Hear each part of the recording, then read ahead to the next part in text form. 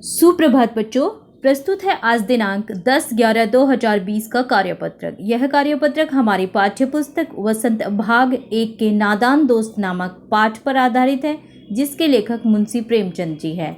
आइए पढ़ते हैं आज का कार्यपत्रक। पिछले कार्यपत्रक में हमने पढ़ा कि दोपहर में माँ दोनों बच्चों को पास में सोता न देखकर निकल आई और माँ ने दोनों को डांट डपट कर फिर से कमरे में बंद कर दिया और आप धीरे धीरे उन्हें पंखा झेलने लगी। अब दोनों बच्चों को नींद आ गई। आइए अब पढ़ते हैं आगे। 4 बजे यकायक श्यामा की नींद खुली। यकायक अचानक से किवाड़ खुले थे। वह दौड़ी हुई कार्निस के पास आई और ऊपर की तरफ ताकने लगी। जैसे ही श्यामा की आंख खुली, नींद से वो जगी, तो उसको अचानक से कुछ ख्याल आया और वह कार्निस की ओर दौड़ी। जैसे कि बच्चों आप जानते हैं कि कार्निस पर 3 अंडे रखे हुए थे, तो वह उनके पास आई और उनको देखने लगी। टोकरी का पता न था। संयोग से उसकी नज़र नीचे गई। वह उल्टे पांव दौड़ती हुई कमरे में जाकर जोर से बोली, भैया अंडे तो नीचे पड़े हैं, बच्चे उड़ गए। केशव घबराकर उठा और दौड़ा हुआ बाहर आया तो क्या देखता है कि तीनों अंडे नीचे टूटे पड़े हैं और उनसे कोई चूने की सी चीज बाहर निकल आई है। पानी की प्याली भी एक तरफ टूटी पड़ी है। उसके चेहरे का रंग उड़ गया।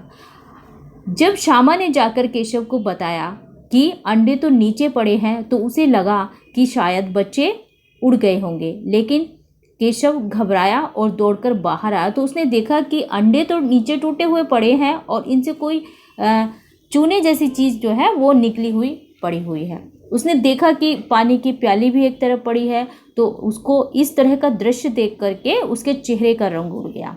सहमी आंखों से जमीन की तरफ देखने लगा और वह घबराकर जो है उसने जमीन की ओर देखा। श्यामा ने पूछा, बच्चे कहाँ उड़ गए भैया? केशव ने करुण स्वर में कहा, करुण यानी दुखी होकर के कहा कि अंडे तो फूट गए। श्यामा, बच्चे कहाँ गए? श्यामा ने फिर से पूछा कि भैया बच्चे कहाँ गए? तो केशव ने गुस्से में बोला, तेरे सर में, देखते नहीं अंडों में से उजला उजला पानी निकल आया है, वही तो 2-4 दिन में बच्चे बन जाते। और इस प्रकार जो अंडे केशव और श्यामा ने इतने प्यार से सहेज कर पाले थे, जिनकी देखभाल की थी, वो जमीन पर गिर करके टूट गए। तो आइए अब पढ़ते हैं आज के कठिन शब्द। तो कठिन शब्द है कि केशव घबराकर उठा।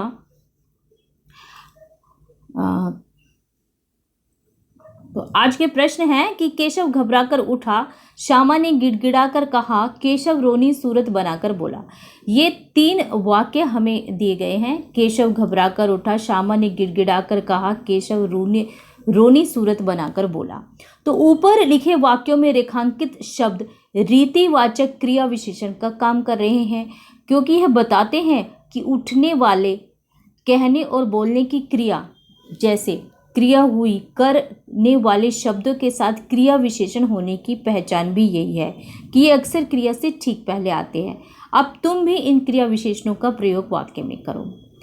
जब कोई क्रिया होती है और किसी क्रिया की कोई शब्द विशेषता बताता है, तो उसे हम क्रिया विशेषण कहते हैं। जैसे केशव उठा, लेकिन उठा कैसे? घबरा कर। उठा तो सही, लेकिन कैसे उठा? घबरा कर। श्यामा ने कहा। श्यामा ने कहा, लेकिन कैसे कहा?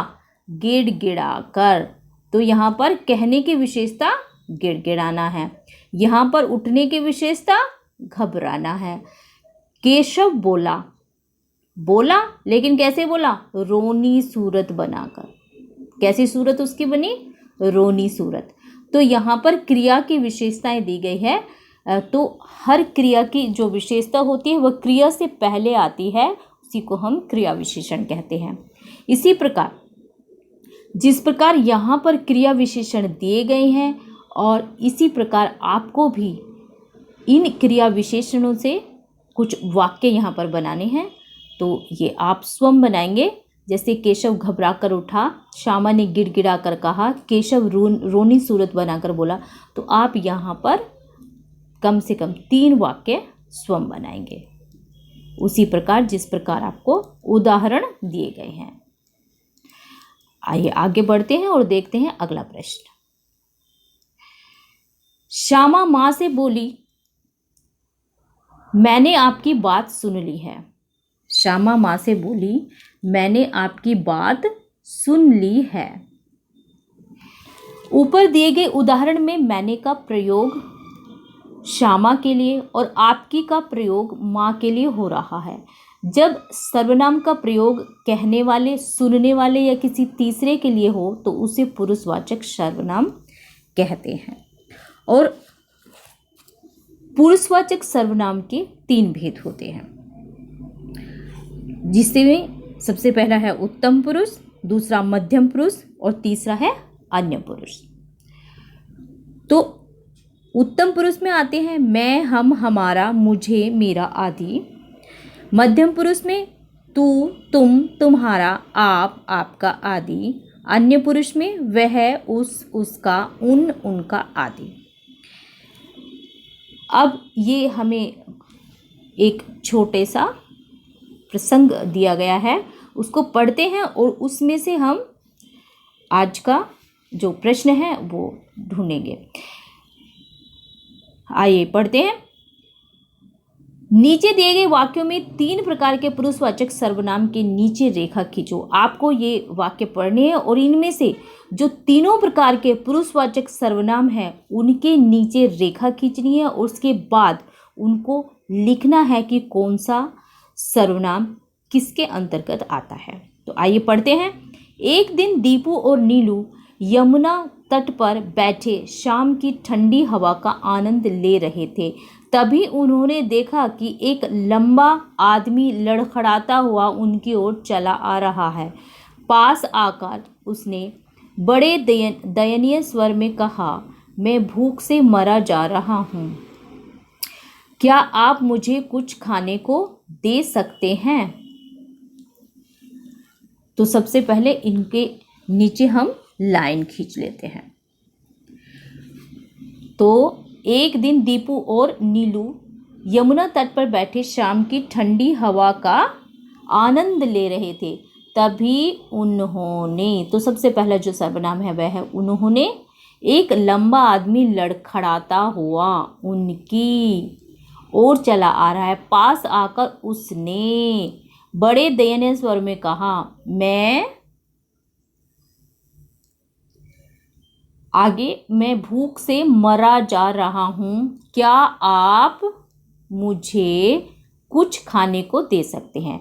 तो ये हमने सभी जो सर्वनाम है उनको अंडरलाइन कर लिया, रेखांकित कर लिया है। अब हमें लिखना है कि ये सब कौन कौन से सर्वनाम के अंतर्गत आते हैं। तो सबसे पहले हम देखते हैं कि जो उत्तम पुरुषवाचक सर्वनाम में आता है मैं और मुझे। मैं और मुझे उत्तम पुरुषवाचक में आएंगे। उत्तम पुरुषवाचक में मैं और मुझे।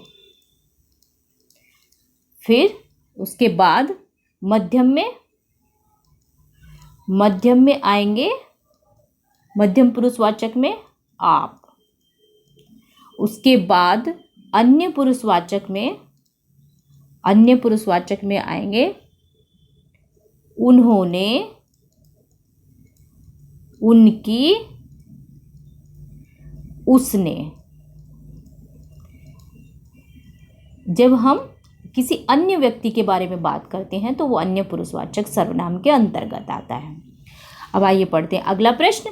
तो अगला प्रश्न है कि सोचकर लिखिए कि श्यामा की आंख अचानक क्यों खुली होगी।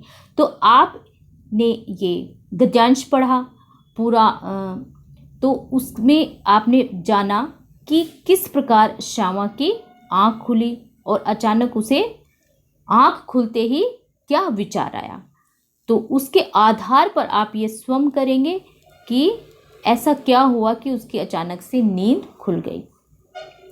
अब आइए देखते हैं कोविड-19 के संदर्भ में आज का विचार। तो 2 गज अथवा 6 फीट की शारीरिक दूरी का पालन करें। सभी बच्चे इस बात का ध्यान रखें कि जब भी आप किसी दूसरे से बात करते हैं तो 2 गज अथवा 6 फीट की शारीरिक दूरी का पालन करें। आप कोविड-19 के सभी नियमों का पालन करें और स्वस्थ रहें। तो आज के कार्यपत्रक में इतना ही। मैं मिलती हूँ आपको अगले कार्यपत्रक में। तब तक के लिए आप पढ़ते रहिए और स्वस्थ रहिए।